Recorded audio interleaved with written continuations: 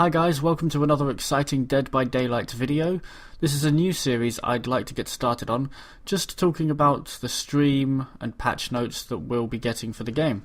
The most recent Twitch stream, number 18, gave us a massive amount of information, and I'd like to get your opinions on it as well. So let's get started.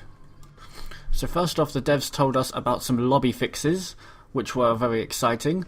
We had the ready loop, so no longer will we have to sit here and constantly click the ready button.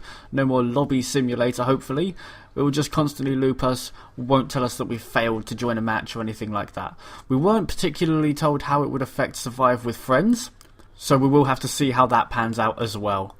The other one was spot saving, so obviously once you are allocated a spot on a server you can join it. Nobody else is going to join faster than you, take your spot and then leave you in a loading screen. So again, in Survive with Friends, hopefully you'll get 3 spots saved for you if you've got a lobby of 3, jump straight in rather than having 2 people in and one person doesn't manage to get in, just gets thrown back to the main menu. The last one was that ranks won't expand anymore. Dave didn't give us too much information on this. It was a little bit convoluted, a little bit confusing, but from what I gathered, I think while survivors are searching, I'm not sure if there's going to be an average, so if you've got a rank 12 survivor and a rank 20, I don't know if they'll look for a rank 16's killer, something like that, but from what I gathered, there's not going to be much expansion from that area when you're looking for a killer, just to try and make it so that the game's a bit fairer on both sides. I think that's mostly what we got from lobby fixes. So we're on to the bug fixes. As I'm sure any of you that have watched stream number 18 have seen, Matthew had quite a list of bug fixes on that piece of paper that he showed us. Most of the sheet seemed to be taken up with bug fixes. There were quite a few that obviously needed to be fixed. So the first one I wanted to touch on was the FPS glitch for killers. That should be eradicated now, according to what Dave has told us.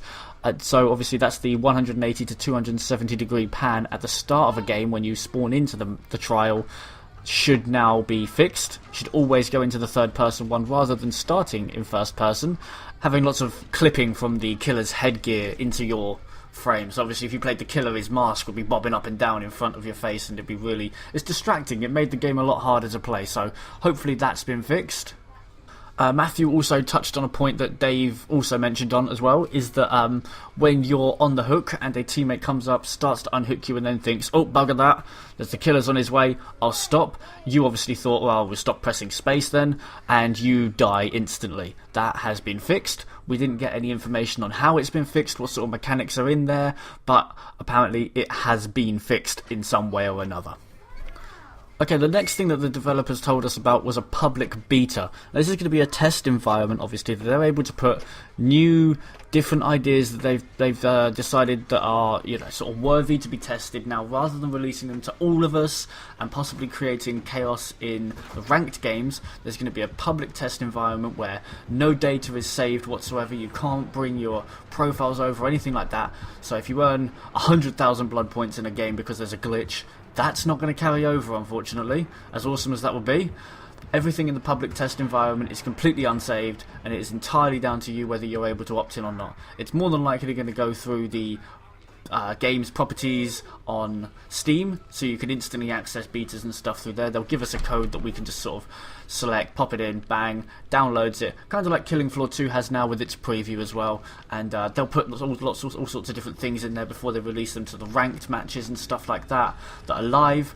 We'll be able to test them, give them feedback on them, work around it, and then once they're perfectly fine to be put in, they'll be added in as hotfixes, patches, etc. Following on from there was the DLC pack.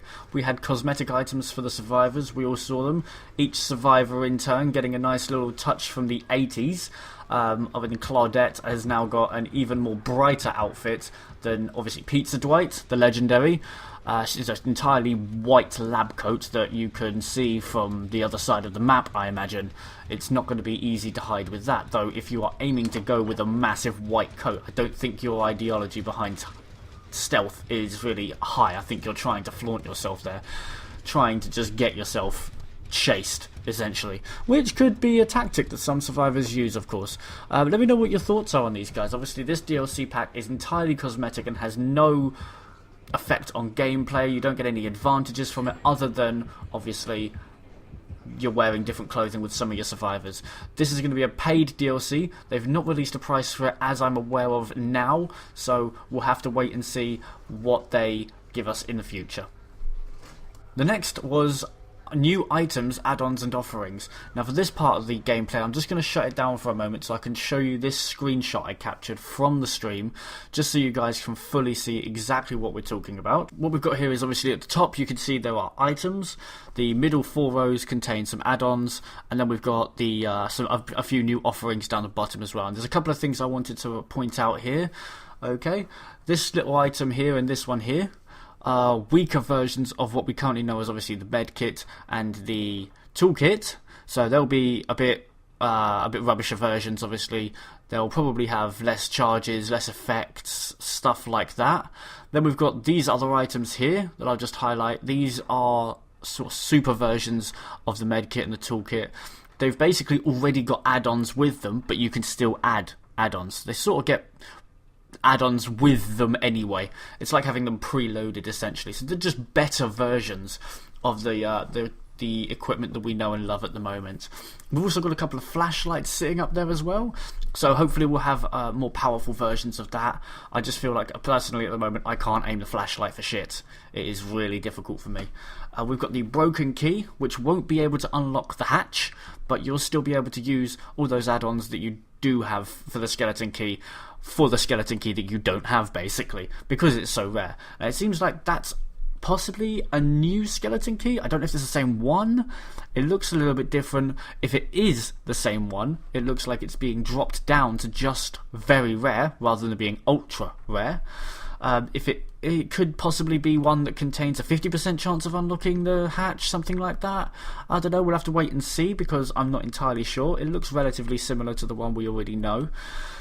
And then this one here, the rainbow map, basically from what I've understood, is able to track everything and anything more or less. So I'm hoping they're going to be adding in some new features that are going to allow us to track things within a certain radius, as well as being sort of real time, so we'll be able to see them no matter what.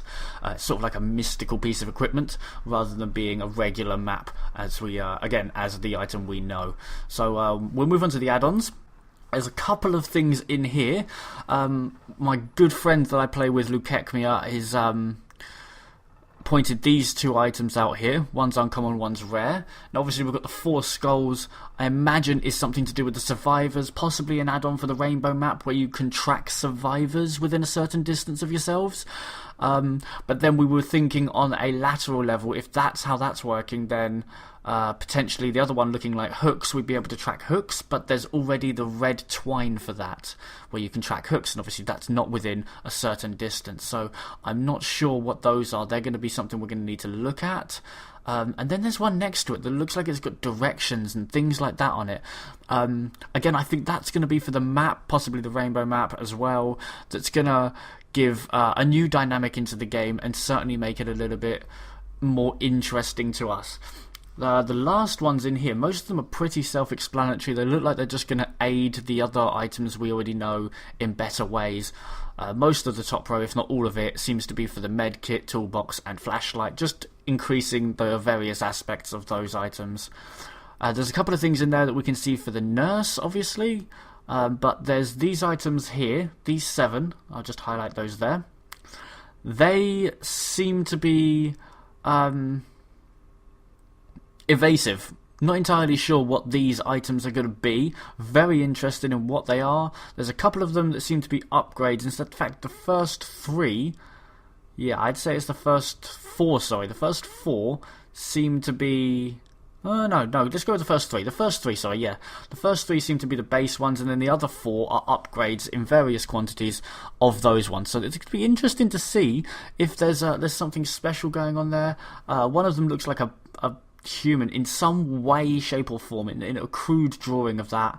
But again, we're going to have to wait and see, of course. Just move on to the offerings finally. There's one in here that's particularly caught my eye specifically.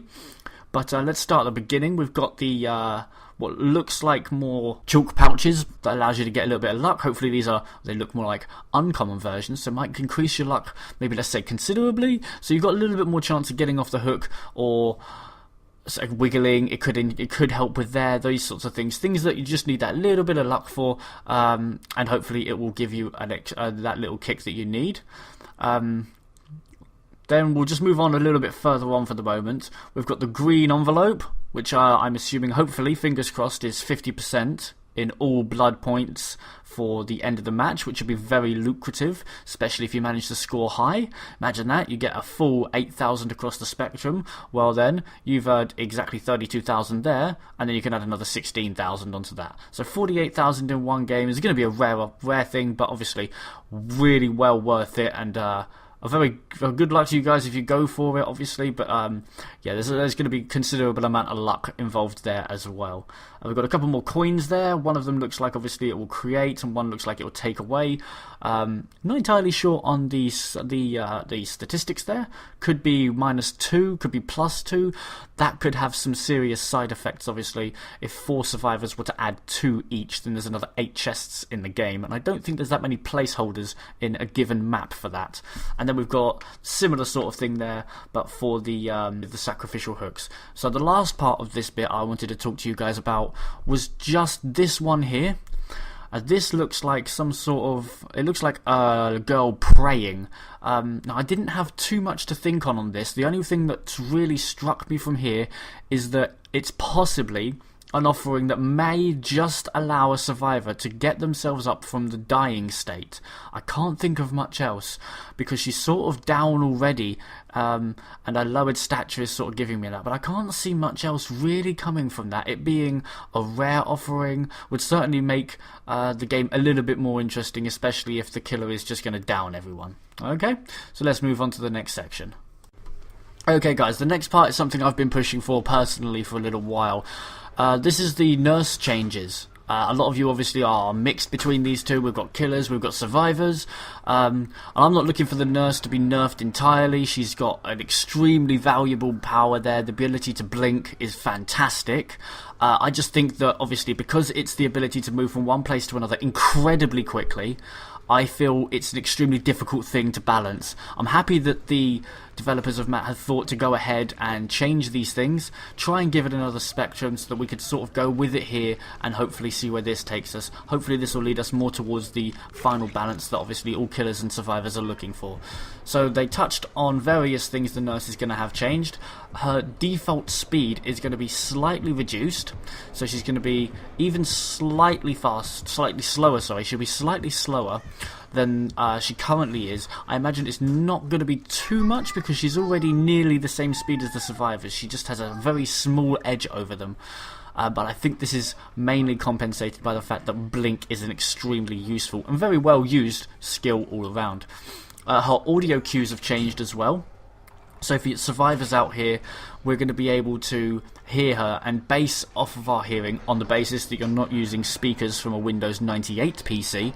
You should be able to base your hearing and be able to use things like the Doppler effect, where you can figure out by noise where a certain noise is coming from. So if she's all the way across the map, we'll be able to figure it out, and we can sort of gauge our movements and our objectives, what we're aiming to do around that. The movement that she has while she has a survivor on her shoulder as well. Now currently, and I have been aware of this myself a while, and it really annoys me when it happens, whenever the nurse picks a survivor up, she's completely immune to the normal changes when you're carrying a survivor. She has no speed penalty, is what we're trying to say.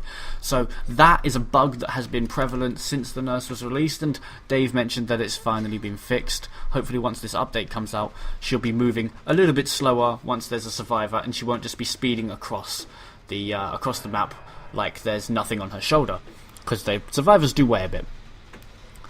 So the add-ons have been reviewed for her. I'm not entirely sure what that actually meant. We didn't get too much in the way of detail for it.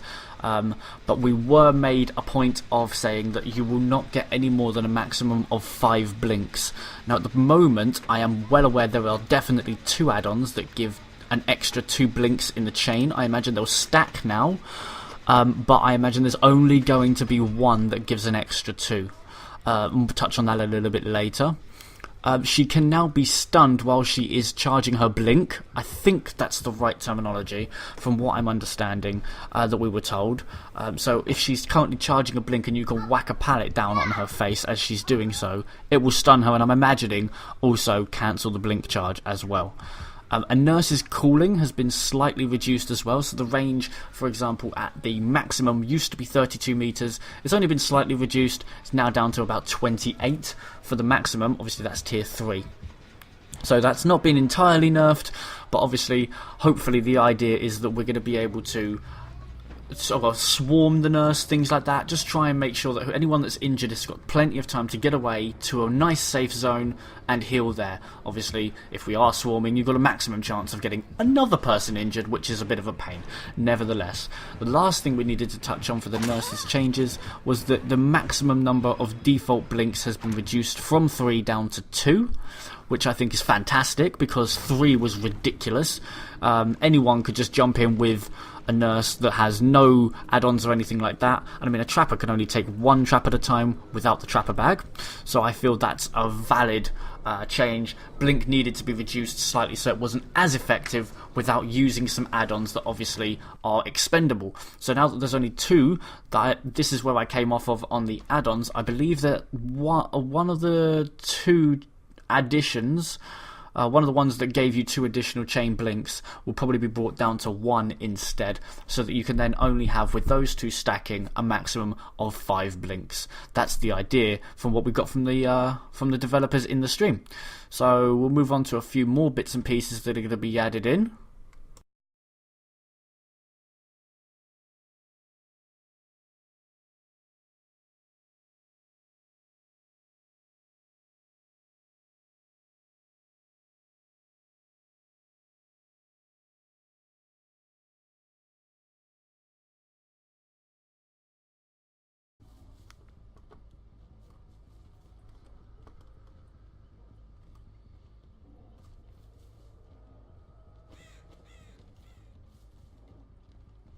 And the next part is some of the other bugs and bits and pieces that we've changed. Things that were, for example, the community had mentioned that the developers obviously in their own gaming have seen and disliked, so we'll touch on those as well. So the first one is window juking.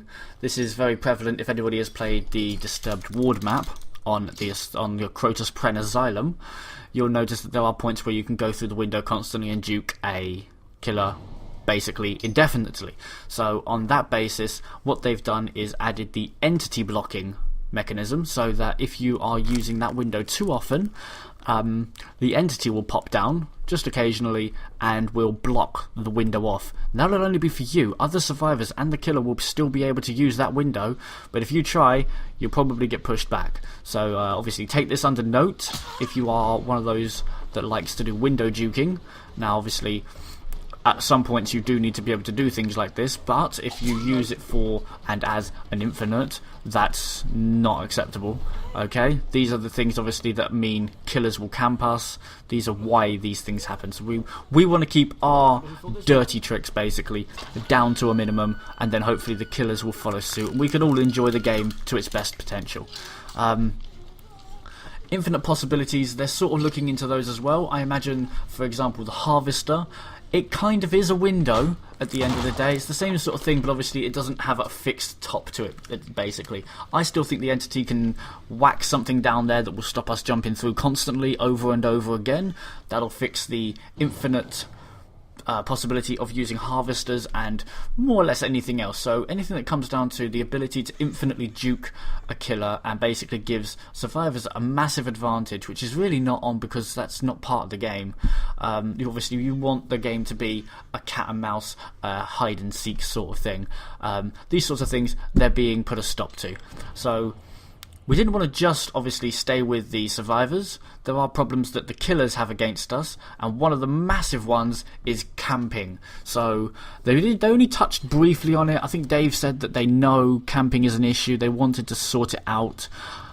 it's not really got too much information from the stream that we've got. The only thing I can think of is possibly entity progression is being slowed, so depending on the distance between the hook and the killer, the entity will slow his progression down. It could be possible that the blood points that a killer gets based on the distance they are away has a multiplier. Obviously it's not going to be like a massive multiplier, so if you're on the other side of the map you're not going to get a times 40 multiplier because you'll just instantly pip up basically. But the idea is that hopefully whatever they put in place will edge killers away from camping. I mean, I hate camping a hook. I would rather get 4 people on the hook 2 times each and then let them survive, because 5,000 points is way worth it for the survivors. And if they work with me, I'm more than happy to let them escape and take that with them. And there's a bear trap immunity being imposed as well. I think from what I understood, people were making rings of bear traps and just infinitely using that to their advantage and just farming a single survivor over and over and over again. Good deviousness, but let's be honest, you get about 1,000 points for a trap. So if you're doing that more than 8 times, you're not going to get any more points, and you are kind of wasting time, really. You know, there's no point in doing that. It's quick, and by the time you've set this circle up, it's a waste. You could have done loads more, and deviousness is not a difficult one to get up, especially with the trapper. All you need to do is add on distressing, and you tier 3, obviously, you get way loads of points. You get back to, I think it's 10% extra in deviousness. So, you know, bear trap immunity is going to be a useful thing. So for a while after you've either jumped off the hook or been healed up from a dying state, anything like that, or even, I think a killer grasp will also be in there as well. You'll have an immunity to bear traps and things like that. The developers also touched on the fact that apparently if you are crouching you won't disturb the crows. Now this is a fantastic addition, so obviously while you're sneaking and sneaking and sneaking, if they've got spies from the shadows, but they won't be able to know where you are, because the idea of the crouch is to sneak, obviously, and I imagine this may or may not also apply to your dying state, so you'll be able to try and crawl away from somebody. God forbid they don't actually have Deerstalker, but that will also be an addition, so we'll be able to crouch around and not worry about moving crows. It will still alert a crow if you try and stand on the crow, so don't try that, alright? Because obviously you do see crows sitting on the floor. Just stay to the side. Don't try and stand on crows. It's not cool. The final part of this bit here is the Deerstalker healing state. So if you are a killer and have Deerstalker on, it's advised that you put those survivors on a hook, because if you leave them now, you will no longer be told if they're in a healing state. This basically means that when a survivor is being healed from a dying state, they will crouch up and then be healed in the normal healing state. Now, as Deerstalker, you won't see this. I'm not sure if we'll see it as survivors, sorry, but the killers will certainly not see this. So you won't know if a survivor is being healed until they are healed and then able to continue running away. Now, this isn't entirely bad for killers, because if they are and you're close enough, well, that's another hit, which is another 300 points to brutality. Well, you can't say anything bad about getting extra points, can you? So that's it for this section. Well, that's it for this section. We just got a last few points to touch on, and we'll be finished, so you guys can give me some thoughts. Okay guys, we're on to the last part of this. It has been a nice long one, but this is going to be a massive update, so we need to touch on everything because it all makes a difference in the game. So So the devs took some questions from us, and part of those is formed in here. One of the things that a lot of people are talking about is game performance. So I'm not sure if you guys are getting hit by this particularly badly. I'm recording using OBS and Audacity for the best part of things, but I don't really get hit too bad with it. I think I usually still pull 35-40 FPS, which for me, I'm pretty happy with that. I mean, at the moment I'm running a 750 Ti, so I mean, it could be a lot better, of course, but for the most part, most people I know are pulling about 60. My brother-in-law, who's just managed to get his filthy little hands on a GTX 1080, is pulling 50 to 60 for the most part. I mean, to be honest, guys, there's an awful lot of the dark mist is made up mostly of particles, and they are not an easy thing to render. Even for graphics cards, they still take up a lot of resources. And it makes the game what it is. The dark mist makes it difficult to see through, and it's a 3D layer. You see it all over the place. It's not just something two-dimensional that's put onto your screen. it's a living thing that exists in the actual trial, so that's going to be part of it. So just take that in mind when you think about talking about game performance for the developers as well. I mean, they play the game as well, guys, so they know full well when they get frame drops and stuff like that. They're always looking to tinker with it. Speaking of tinkering, we're also talking about the Tinkerer perk. Somebody asked about Tinkerer, and the devs said that they are thinking about things they're going to be doing with it, but the balances for Tinkerer and additional things are going to come later, because obviously at the moment the updates are focusing mostly on bugs and stuff like that. So that's where they're looking to go mostly at the moment, and obviously these things that are not considered bugs per se will be added in a little bit later. These are just sort of hot fixes for Tinkerer to work better and just improve game performance. Then they touched on the bot solution. Now, obviously, this has been a problem for some people. We know there's quite a few disabled users out there, for example, that liked to change and sort of mix their keys up, just assign them to different things using hotkeys and stuff like that. I know I like to use AHK just to be able to ready up constantly. Thank God that's not going to be needed anymore. But I would like to, example, be able to hold down E or Q instead of holding down mouse 1 all the time, because it's not really that reliable unless you've got a £400 mouse, and I myself am not forking out 400 quid for a mouse, because that is ridiculous. So the bot solution obviously they imposed was very harsh, and I put my 2 cents down. I said it was excessive, it was unnecessary. Yeah, the bot solution's there and mostly has been fixed, but I didn't feel like it was worth it. It's put far too much emphasis on trying to kill something, and has instead done more damage than it has good. So I don't know about you guys, but I think we'd benefit better from having that solution that they've imposed on us taken away. Obviously people will continue using bots, but I don't think it's that much of an issue. I haven't come across loads in my time, and I've spent quite a bit of time as a survivor to know how many bots you usually tend to find on average. Usually a couple of nights, something like that. It ruins the game sometimes because you just want that challenge and it's nice to have it. Sometimes it's just a nice relaxing time, you know, you get a little bit of time to sort of explore the map, learn a little bit more. It's great sometimes to be able to feel that. Obviously even better for new gamers. But yeah, overall, I feel like the bot solution was a rushed attempt, and the devs have said that it was indeed. They wanted to try and fix it fast. I just think they went a little bit too hard in, and they probably should have just held back and looked at a bit more of a solution, and obviously considered the consequences of, as we said, taking out hotkeys and stuff like that, because it's obviously affected some of our valued members in the community, and they're not able to play, and that sucks, because we want people to play this game. We all love this game. I know you guys do, because you wouldn't be watching this video if you didn't love the game. So let's move on. It seems like we're going to be getting some sort of rating system for after matches as well. They're thinking about implementing this. I don't think this is coming in the next update, so don't quote me on that, but I'm pretty sure they're thinking of something like it, because they said they like that the community can then obviously manage itself, rather than obviously just constantly whining and stuff, saying developers need to do this, developers need to do that.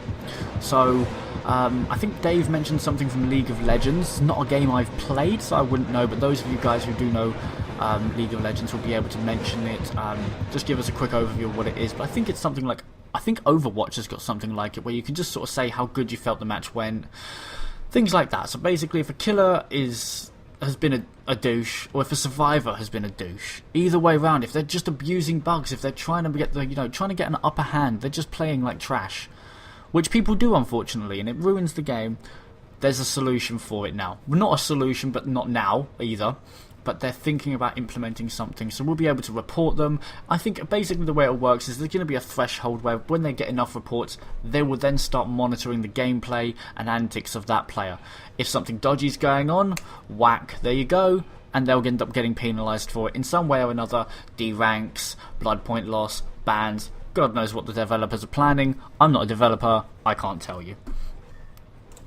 On the last parts of these guys, there's an increased chance for items during Prestige. Somebody asked about those. From what we understand from the developers, when you Prestige, you get a slightly increased chance to have rarer items appear in your blood web. You lose all your perks, you reset to level 1. Obviously, teachable perks will stay with other characters.